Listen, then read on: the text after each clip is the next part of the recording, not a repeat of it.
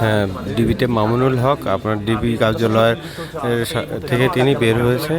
আসলে তিনি কেন ডিবি কার্যালয়ে হঠাৎ করে এসছেন আমরা সেটা নিয়ে জানাবো।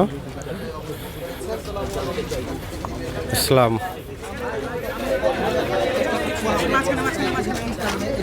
আজকে আজকে আপনার উপলক্ষটা আসলে আমরা জানতে চাচ্ছিলাম। আমরা সবাই দাঁড়াই, হুজুর একটু আমাদের একটু হুজুর ক্যামেরা ওই দিকে,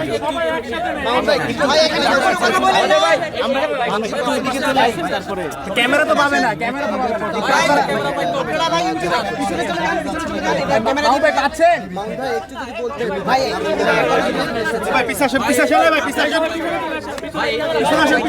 আচ্ছা হুজুর সময় দিবে, আপনারা সবাই একটু যান না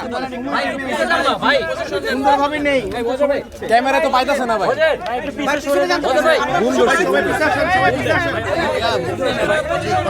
মোবাইল ছিল এখানে যখন আমি অ্যারেস্ট হই,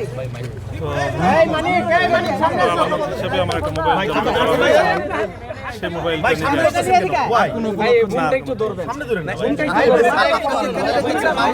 কোনো বিষয় দেখেছি কিনা?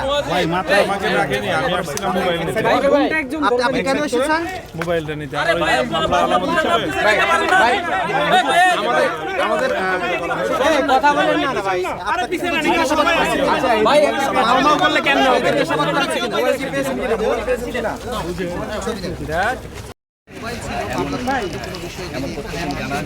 জানিয়েছেন তিনি যদিও বেশিক্ষণ কথা বলতে রাজি হননি, তিনি জানিয়েছেন যে তার